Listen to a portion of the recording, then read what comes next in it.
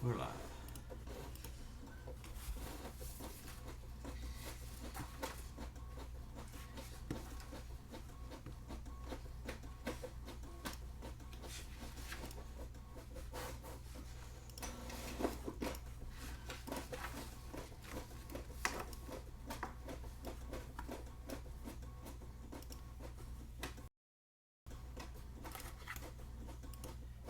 And what is up, everybody? Hopefully the audio is better tonight.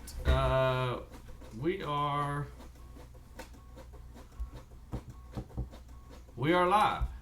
I think we should be going live. It says, let me see.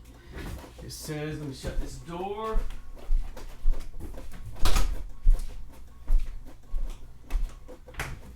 Rocking my shorts and my button-up shirt, and we got a. Let me see what's happening here.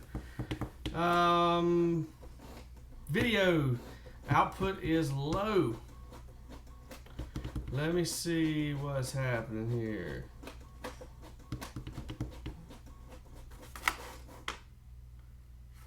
Oh, chat is not enabled. Let me see if that did it.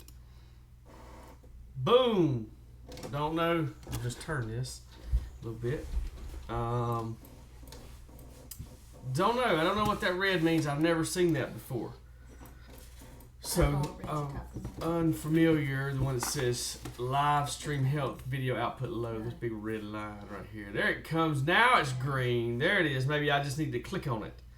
If the audio is working, let's see. Let's test the chat. Somebody say this is working or it's not working. I don't know. It's a little bit different setup tonight. Tried the microphone testing, and I think it's going to work better. We're going to see in just a moment if it works better. So let me see. Is there anybody? Okay, Philip says, sounds good. We can see you. Okay, so audio's working good. That's awesome. The feed kind of was tripping for a minute. I don't know what's going on there. It's green now, though. It says the health is good. And Michael says no chat. Let's try enable live chat. Done. Let's try that again and see if we have chat. In the meantime, maybe it's not up. So, welcome. Welcome to week 2 of the Finish the Marriage small group. I'm gonna put this microphone a little bit closer to Beth. So what we're gonna do first is we're gonna take a look at everybody's homework. And just as a reminder, each week, kind of the way the things will flow is we'll do a homework recap. If you watched last week, then you know that part of the homework is reload your page. He said to reload for chat. Okay, if you need to reload your page for the chat. Okay, Rhonda's letting everybody know. Reload, refresh, whatever that means. Okay. Just to give everybody that might be watching right now a recap, what the way this is kind of going to flow is we give homework assignments each week, and then we're going to kind of go over those homework assignments with each person, and or not each person, but via this thing, what people turned in and submitted.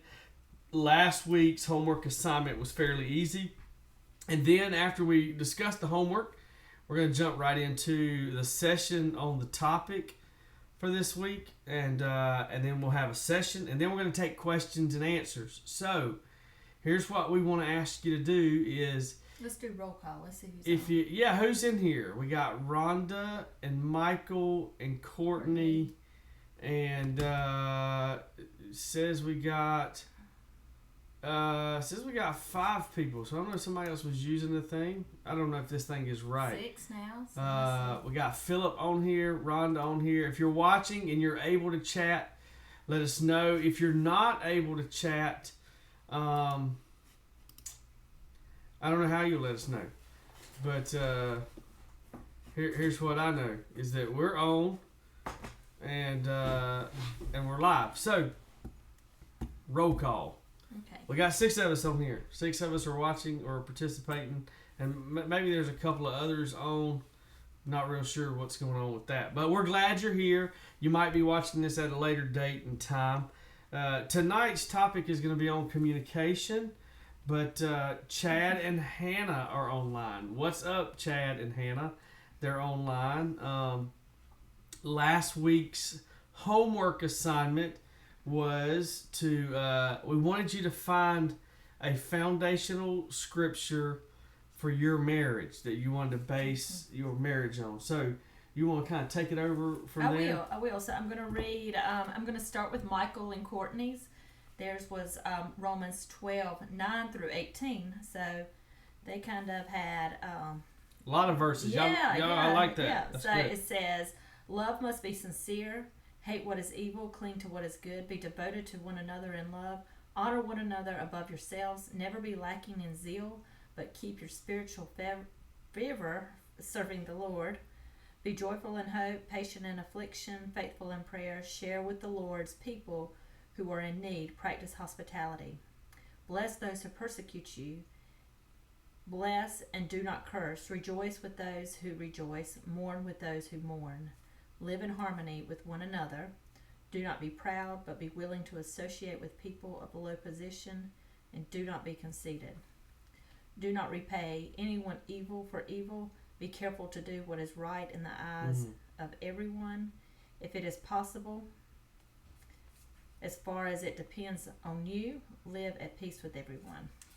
I like that. I want you to read some. I want you to start that over again, because Michael and Courtney, you're watching this, and this was what your foundational scripture would be. So there's going to be a little bit of homework that only pertains to you, and we're going to do this with each person.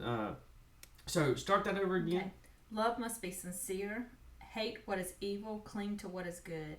Be devoted to one another in love. Honor one another above yourselves. So here's what I want to ask. That was the passage I wanted to get to, that part. This is your part of the homework for tonight. How do you, and this is not something that we'll share via live with everybody, but I want you to send us an email, and I want both of you to answer this question. What are at least 3 ways that you honor your spouse above yourself? Right? That's what it says, right? So tell me 3, not that you do it now, but 3 ways, maybe you do, I don't know, but 3 ways that you at least plan to start honoring your spouse above yourself. So think about that, Michael and Courtney, and that's a great set of passages. I love that.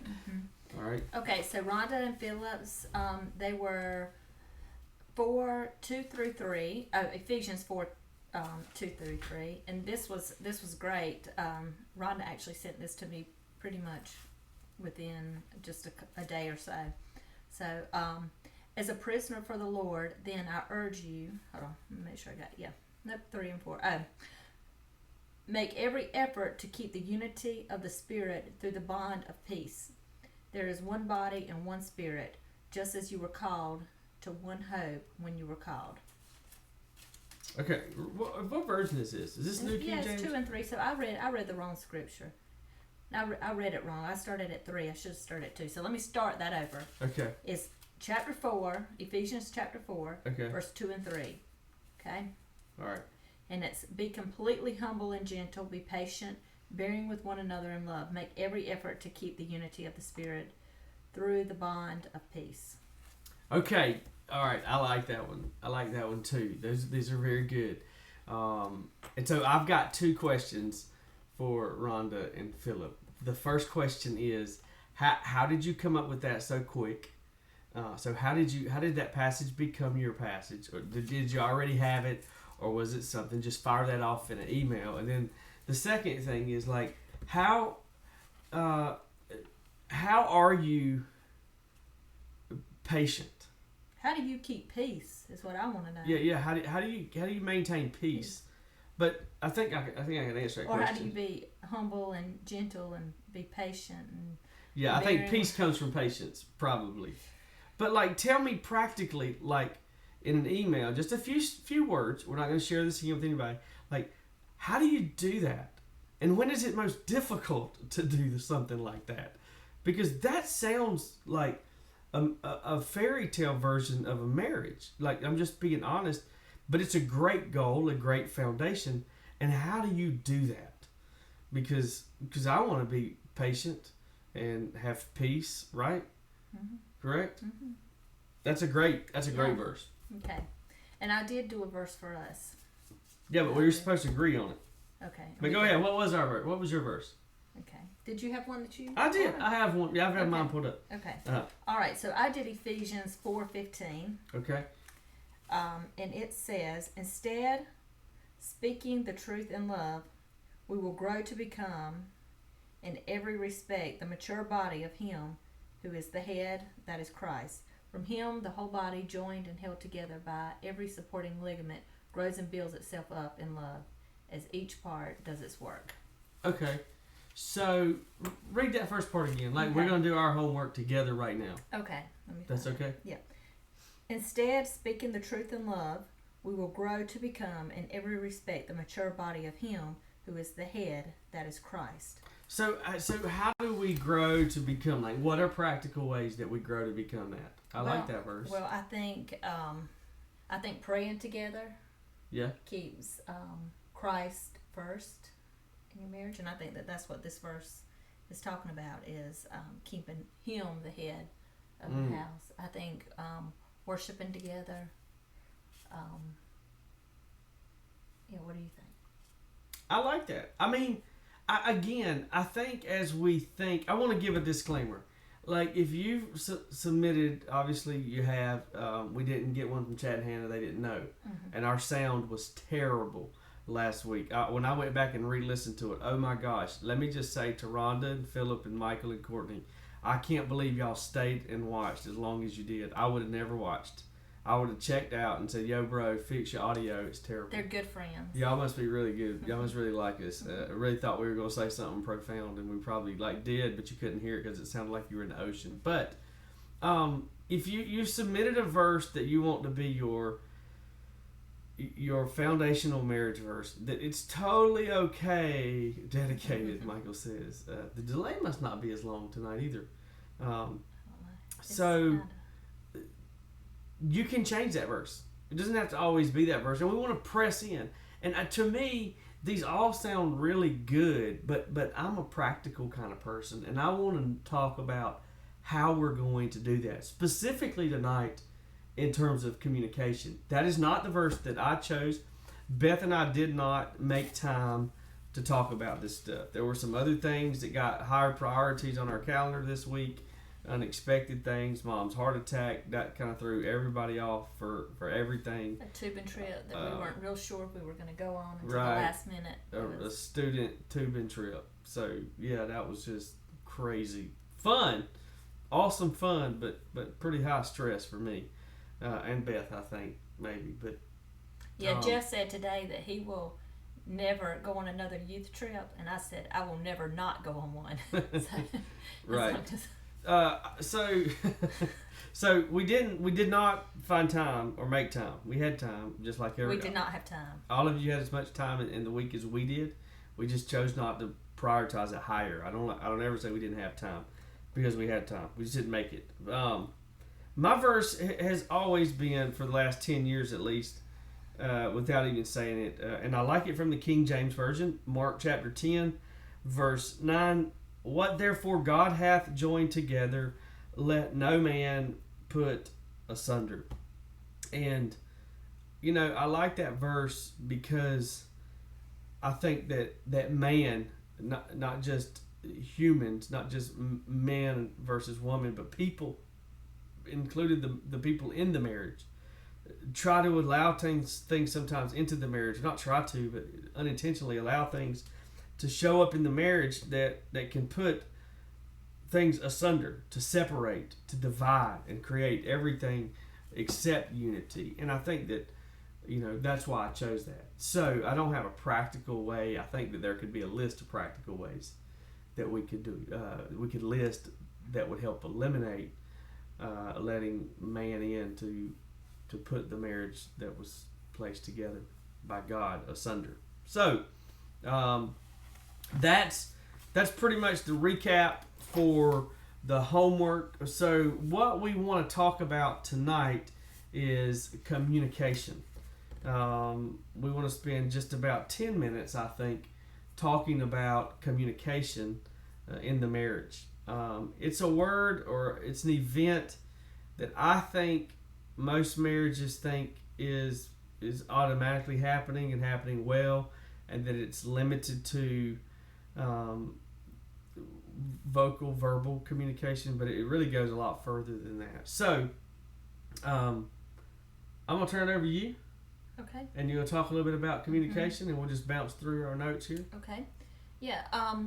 If your communication is unclear, it's not a resource problem. Like Jeff and I was just talking about the time. It wasn't that we didn't have enough time. We just had other things going on because time. Everybody has the same amount of time, like Jeff said. But if your communication is unclear, like I said, it's not a resource problem because we have enough resources that we can communicate. People walk around constantly with a phone in their face. You need yeah, that's what it looks like. A phone in their face. Yeah. Actually, a couple of months ago, I was leaving my school, and I had a girl that straight up ran into my car because, like, physically ran into my car, not with her car, but with her body, because walked into it. She walked into it, yeah, like bumped into it because she had a phone stuck in her face. It wasn't like a tap. It was like she walked straight into my car. So it's not a resource problem. We have cell phones, texts, emails, Facebook, Twitter, Instagram. We have all different ways that we can communicate. So I'm going to read the scripture out of Ephesians chapter 4 again. We've been in there for a little while. Verse 26 through 29, it says, And don't sin by letting anger control you. Don't let the sun go down while you are still angry, for anger gives a foothold to the devil. If you are a thief, quit stealing. Instead, use your hands for good, hard work, and then give generously to others in need. Don't use foul or abusive language. Let everything you say be good and helpful, so that the words will be an encouragement to those who hear them. So I think that when we communicate, you have to, like a lot of times we want to send text messages where really we need to pick up the phone and call, especially if you're being misunderstood. Yeah, I definitely don't think that like intense fellowship or debating or arguing, just to call it what it is, between a husband and a wife should be done via text message. Even with someone else, if they don't know your intention, and you can't read the tone of someone's voice, or you can't read the tone of someone's writing. A lot of times, you just have to pick up the phone and make that phone call. So I think we have to be careful with the ways in which we communicate. Yeah, I think so too. And I think that one of the biggest problems in communication comes from the word assumption. Like there's this assumption that what I said was understood. Right? Would you agree with that? Right, yes. And in communication too, this isn't just like in marriages, this is with people. We talked about this, I think, either in our last small group or the 5 Habits of a Woman Who Doesn't Quit. So if you were in that group, then you heard this. But we all we talked through this, and we decided that in communicating with somebody, if you get an email and there's some tension there and you can sense the tension and you're going to respond, wait a day to respond. And I'm not telling you to wait a day to respond to your spouse, but if there's some tension there, it's healthy to take 10 minutes and cool down and then come back to the topic and discuss the topic instead of trying to discuss it by phone or even in person right then while you're still angry. Jeff likes to hash everything out immediately, and sometimes we both end up saying things that we will later regret when we do that. So it's better. And in that, like while we're talking about communication, if you need 10 minutes or half a day, say that. Say, listen, I want to come back to this topic. I can tell that you value it. I can tell that it's important to you. I'm not putting you off.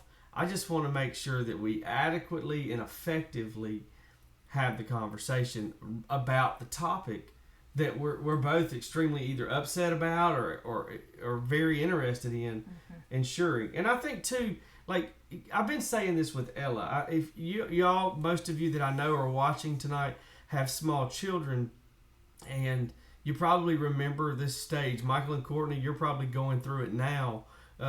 We've seen this in Reagan and Braden and Jacob, and now Ella's starting to do it. Ella can talk very good. You can understand everything that she's saying, but she's starting to do this thing where she goes da da da da ba ba ba ba ba. Have you seen her do this? And I'm like, what? Or she'll point and she'll say da da da ba ba ba ba, and I'm like, what are you doing? And I've been saying this: use your words. Use your words. And I find it interesting that John chapter 1 verse 1 says, in the beginning was the Word, and the Word was God, and God is the Word. And I think that that's funny that the Word is God. God is the Word. Therefore, God has a significance, right, on communication. So use words.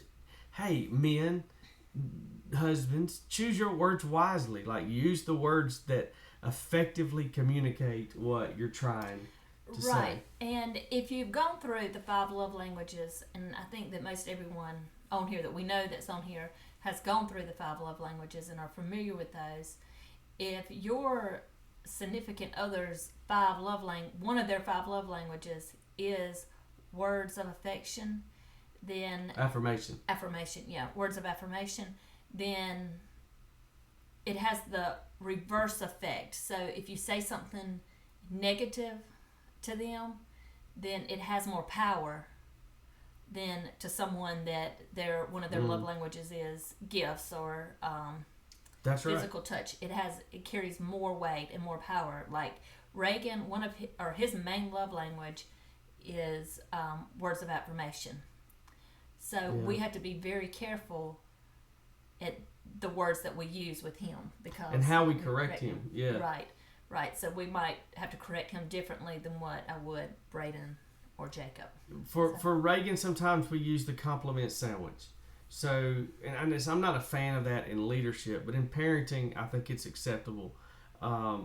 Something good that's happened, then address the conflict or the issue, and then something good that he's done. So affirmation, the issue, sandwiched, if you can just kind of picture that, like sandwiched. Is that high enough? Yeah. And I do it a little bit differently. What I do is I try to get him to see what it could be.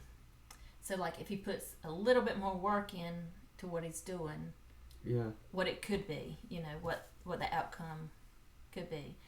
So that's how, but it's the same in our marriages. You have to be careful if, like I said, if your significant other, if their love language is words of affirmation, then you have to be very careful. I think there's a few books about that, about your words and what you say and how you say it. But sure. Going back, sometimes you got to call a timeout. We teach that a lot in marriage counseling with people that are in troubled marriages, especially that there's a lot of arguing. We teach them the timeout concept, where if it's getting heated, whoever is the most responsible at the time should call. I don't like the word responsible, but like whoever at the time, at the moment, clear-headed. Right, whoever is the responsible one at the time should call a timeout, and you should go your separate ways for a few minutes. Go eat something. Go for a run. Set a time. Like, it's important now that if you're going to have a timeout in your marriage, and you're truly going to have this in your marriage, and you're just going to say, hey, listen, at any time somebody can pull the flag and say timeout, and here's what that means. It's important that you communicate that for the next half hour, I'm not going to leave the property, or I'm not going to text you or call you if we're not on the same property in the same house together. You don't have to worry about those things. And for 30 minutes, we're just not going to communicate, and we're going to come back and readdress this. Or we may not readdress it in 30 minutes. We may come back together and set up a time that we can readdress it. Right. The timeout thing does work. It does work. I think in communication, if I could say anything about communication, I would say that it's important that you realize words have power. Mm-hmm. And once they've been heard, they can't be unheard. You can't unhear something that's been said to you It doesn't work that way, and there's power in words. But I would say this too: there's power in silence as well. So pretending or falling trapped to the idea that you think they should have just known it is just as powerful and can be as saying something that you didn't mean to say, because the words that were left unsaid that could have brought unity, could have brought understanding, left unsaid, they might bring division and misunderstanding, which is just as powerful as saying something that you didn't even really mean. You just said it because you were upset and you were angry, right? Right. So words do have power. There's a verse I wanted to read, and then I see you got ready to say something. Yeah, but I don't remember. I won't remember. Say it. Go ahead. Yeah, I've already lost the thought. Psalm 150 verse 6 says, "Let everything that hath breath praise the Lord." So think about that as you're using your words to communicate with your spouse. That, man, it ought to be glorifying to God. It ought to be Lord praising kind of words, because words have power. Correct? They have power. Yep. What was I going to say? You were going to say something. Something we want to talk about before we end this session is like routine habits of communication. Routine habits of communication. And I don't think everybody has these things. I don't think that everyone has routine habits of communication. But I want to give you some. I want to help you put some in the place in your marriage, because it's important. This is something that Beth and I learned, and we're not as rigid in terms of this process, but I think it's important that you start there, and you start in a place where you can have some routine conversation in your life. I think that was my paper right there that This you one? just took. Yes. Oh, sorry. Yeah, you That just was the took original.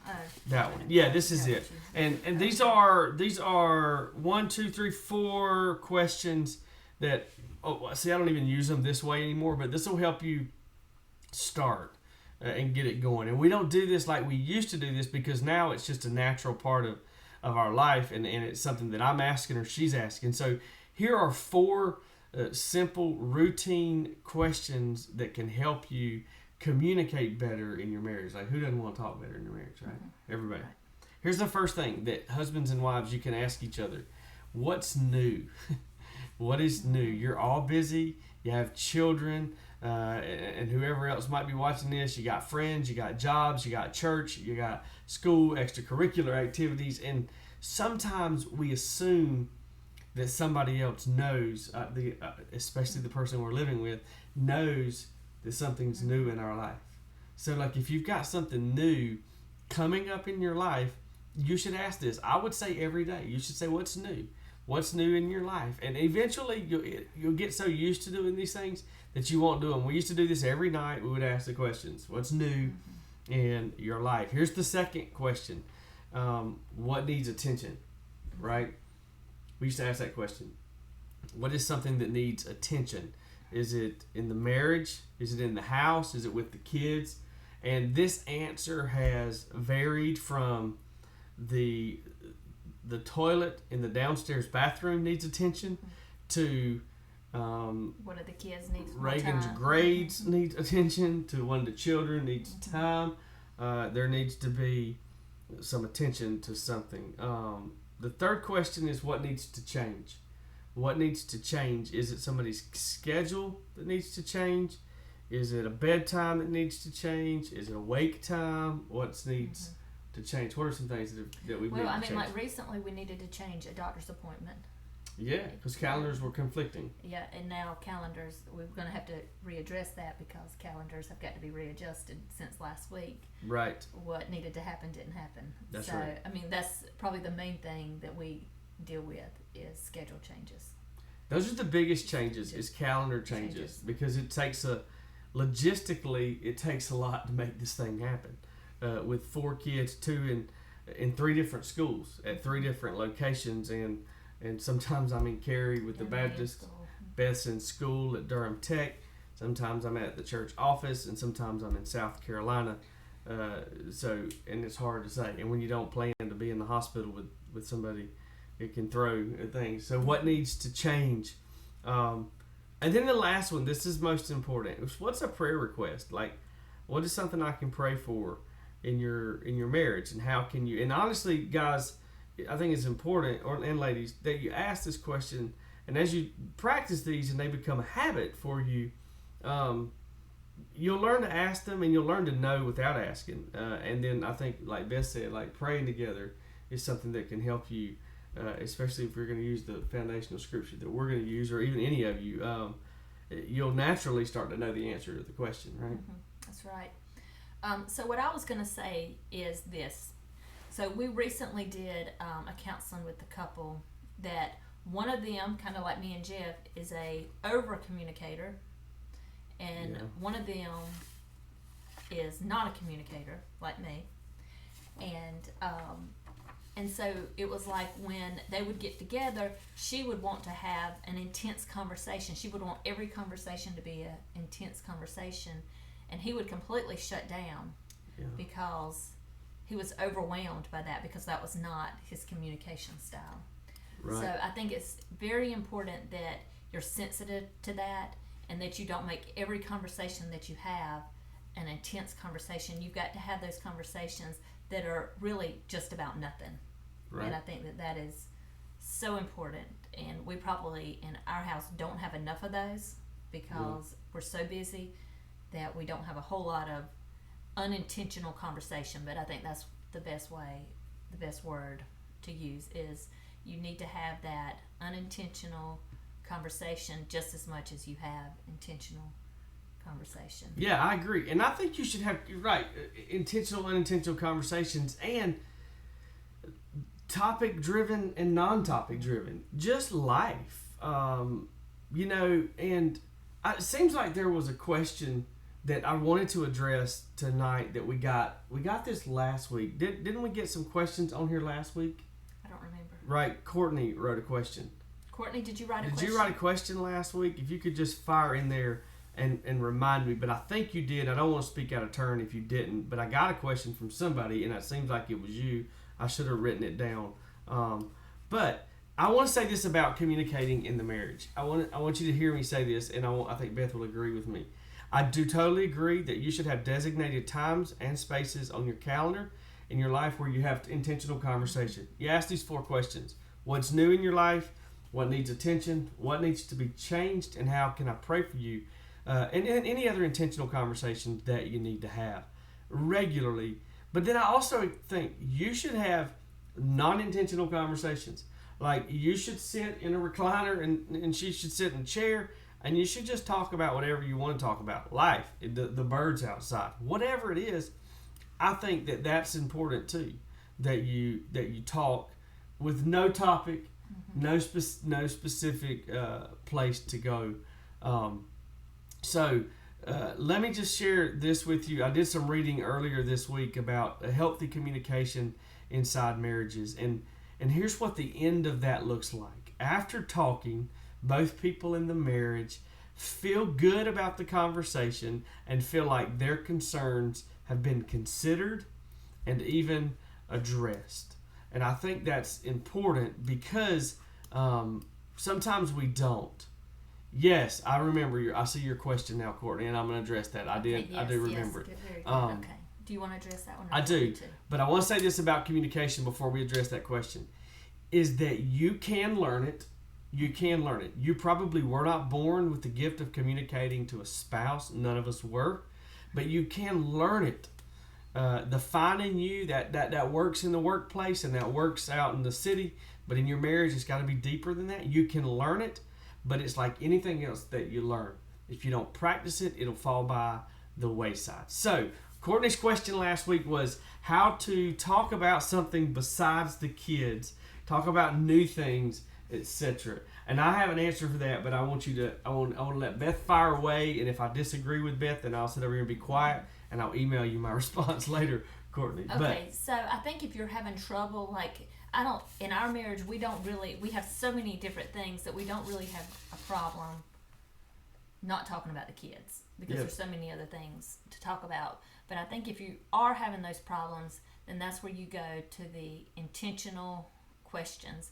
And like if you have a time that it's just you and Michael, or Philip and Rhonda, or Chad and Hannah, whoever, if it's just the two of you and you're having trouble getting to a different topic, I think that before you go on the date, you write some questions down. And right. These aren't questions like stuff that you really want to know about the other person, but these are topic starters. Yeah, it's called conversation starters. Yeah, so it's just things that you would ask, like you might say, well, tell me about, a work goal that you have. Yeah. Here's what I'm going to do. I'm going to send you a link. Okay. I'm going to send you a link of conversation starters. And like a work goal. Mm-hmm. What is something you've done that you really enjoyed and you haven't done in a long time? That could be one. Yeah. Or what is something you've loved to try to do but you've never done it? And it's just a few. What's the least thing you like about the city you live in? Mm-hmm. What's and there are ways to do that. If you had 1 hour to yourself, what would you do? Yeah. So it's just for fun. What would you do for an hour, Ben? If you had 1 hour to yourself, we're going to practice this live. What would you do? I don't know. Maybe. I know exactly what I would do. I have no idea. I would lay in a hammock. If the weather was nice, I would lay in a hammock. Seriously. So great question, but I want to address it from a different angle, and I think Beth's given some great insight in how to overcome that. But something we struggled with as if you're watching this at a later time and somehow you saw this and you don't even know this about us, Beth and I, we lead a church, and we started the church 5 years ago almost, and there was a time where we wondered if there were ever going to be a time that we didn't talk about the church. So our question was, how do we have conversations that aren't about the church? And I remember somebody had made me feel kind of guilty for talking about the church with my wife when we were out on a date or something. And somebody said something to me very profound, and this is what they said. Said, man, listen, when you're together passionate about something, you're going to talk about it. It's natural. So, Courtney, I want to kind of answer your question and say you can try those things that Beth mentioned. But here's the truth, man. They're your kids, and they are your kids. But I see what she's saying. I see. Yeah, I'm not saying you're not going to go on dates, and you should never not talk about them. I think you should go on dates and not talk about them. But at the same time, I want to remove any guilt you might have for talking about them. And you know what? Maybe if your conversation wasn't about your struggles with them, but more about the accomplishments with them, that may be a more positive, that may give you a more positive date night rather than just going and talking about the issues. Because like for us, Reagan got a C on his report card, and Jeff is completely okay with it, and I'm completely devastated by it. So it's so for me, it's constantly on my mind. He needs to do better in school. He needs to do more schoolwork. He needs to do this. He needs to do that. So there's no escaping that. Like, I worry about that every single day. Yeah. And so for me, it would be very unhealthy for me to go on a date night and focus on that. Where Jeff could go on a date night and he could talk about it for a minute and it would be completely fine because it's not a big deal for him like it is for me. So does that make sense? Hopefully that kind of I think you're right. I think you're on that, and I think I think it's very cool, Courtney, that you're looking to make sure, because that's one of the biggest things we see in older couples 20-year marriages is that the kids have grown up and now they're out of the house and the husband and wife have nothing to talk about because all they ever talked about was their kids. And so it's a good question, but yeah, find some good things. Dream about your kids. We dream about the jobs our kids are going to have, the people they're going to marry, and the people they're not going to marry, and those things. Like, we have these conversations about our kids. But I'm going to send out a link tonight with it's a link to 100 and something conversation starters, and it's fun. It's fun to do that. Have you thought of anything you would do for an hour? Have you had an hour? Oh, you know what? I do think I might drive around like Bahama and look for land. Look for property. That's funny. Yeah, I might would do that. Haha, Courtney understands what I'm saying. Okay. Good job, Courtney. Great. I needed the affirmation tonight. Thanks for cluing in on that. So we're going to talk about the homework coming up for next week. Yeah, but go ahead, because I don't know what it is. But before we do, any questions or topics that you want to talk about next week? Your homework for next week is all about communication. Every bit of it is about communication. Michael drops a ha-ha on me. So it must be a little bit of a delay. And Beth gets some accolades, affirmation. So while we wait on that, I want to tell you a little bit of the homework. Beth, you're going to email this. Is that correct? If I send you a file? Sure. Okay. So I got this file from Lifeway Research, Lifeway Christian organization, and this is called 5 Communication Tools That Saved My Marriage. And here's the subtitle: Early in Our Marriage, These Simple Principles Changed Our Hearts and Transformed Our Relationship. So what I'm going to do is I'm going to share this link with you, or this PDF file, and at the bottom of the PDF, so you need to read it. You need to read the 5 things, and then what I want you to do is there are 3 questions that I want you to answer that. Which of the principles stood out to you the most and why? Share a time that poor, unclear communication caused a conflict in a personal relationship. This can be your marriage or not your marriage.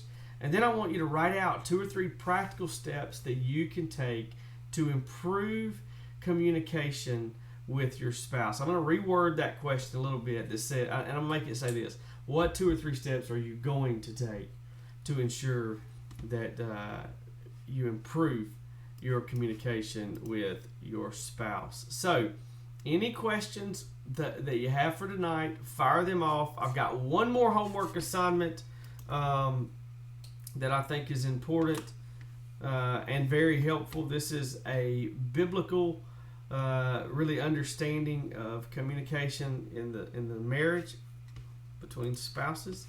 Let me open this up and tell you what it says. It's from Proverbs 15:23. You'll notice it also finds its way into the blog that I'm going to share.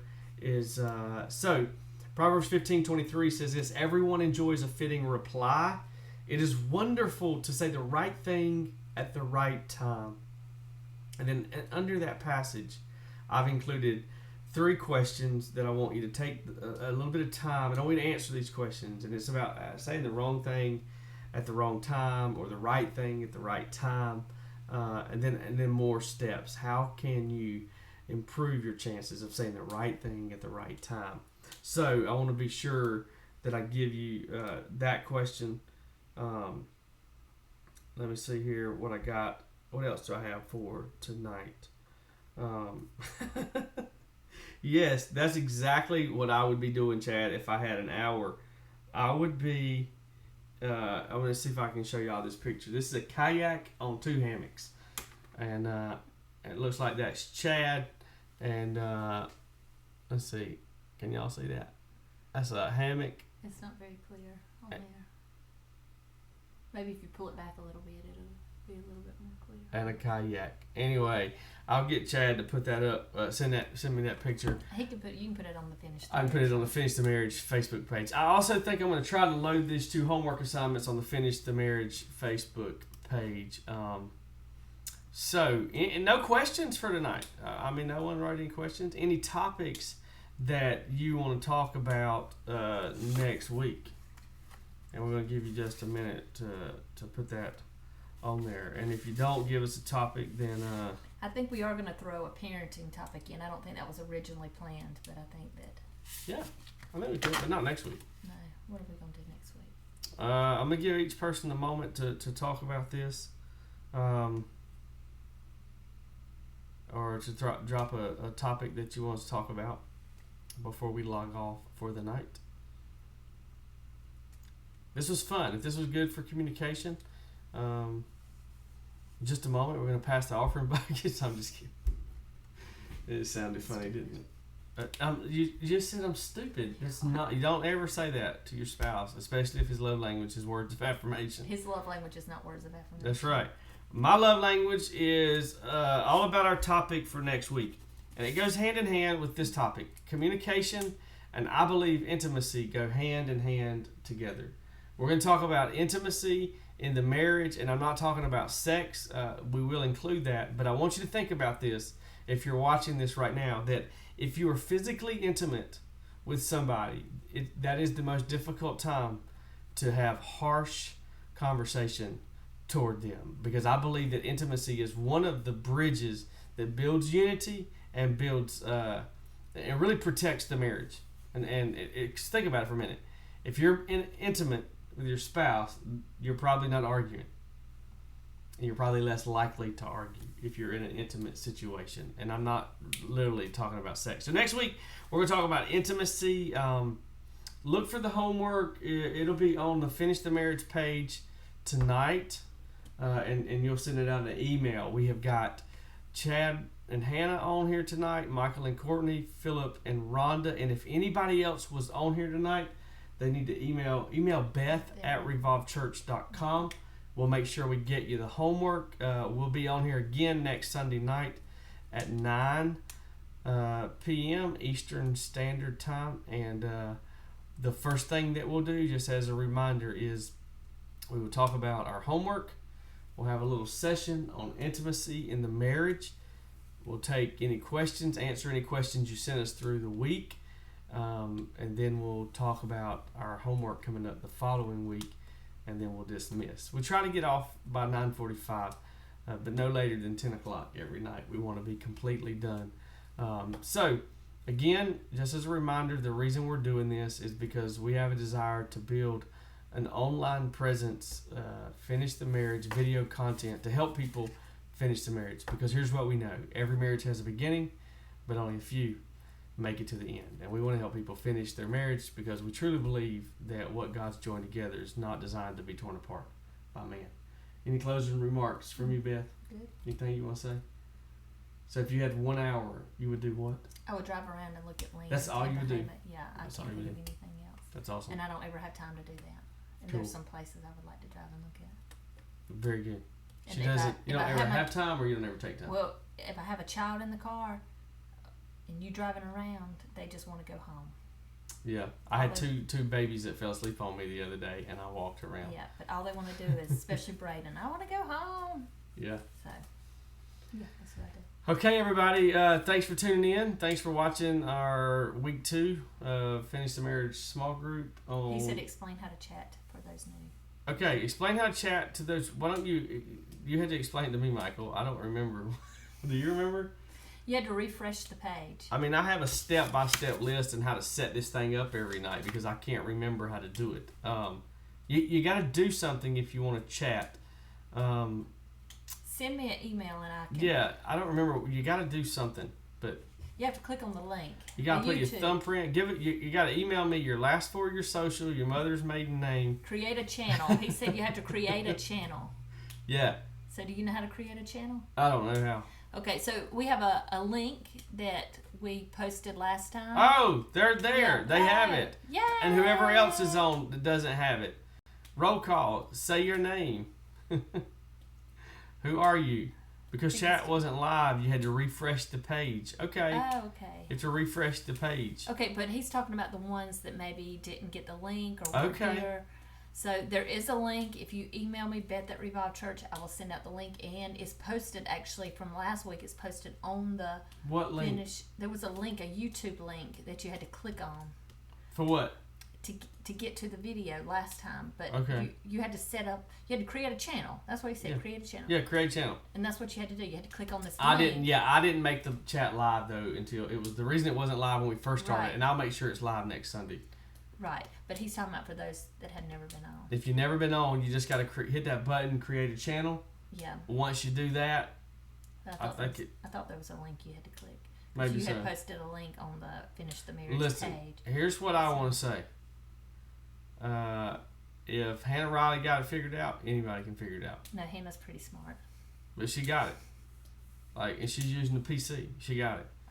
Like, she figured it out. It's not saying that Hannah's not smart. It's saying that Hannah. I've heard Hannah cuss at her computer. You have Not actually- cuss, but she yell doesn't at it. cuss. Yeah, I have. Haven't I, Hannah? She does Thumbs not up. cuss. She doesn't cuss, but you yell at your computer, right? True or not true? Okay, Michael says it's in the settings to create a channel. Philip says, wow. Michael says, ha ha. Hannah logged off and said, I'm never coming back. Maybe. She says maybe. All right, cool. So we're glad you joined us. It's been fun. Hopefully it's been helpful for you. Next week is intimacy. Correct? Yep. The link will always be the same, and it'll be on our Finish the Marriage page. We'll also both post them. I don't know if I put it on Finish the Marriage tonight. We really got behind putting kids to bed. But here we are. Remember, look for your homework. Accomplish your homework. Email that over to Beth. Your answers before next Sunday night at 9 o'clock, and we'll discuss your homework. If it's something that you don't want to discuss, then just let us know in the email. Say, I'd rather not discuss this, online, and we won't do it. All right, everybody. Good night. God bless you, and thanks for investing in your marriage. I believe it's an investment that'll pay off. God bless.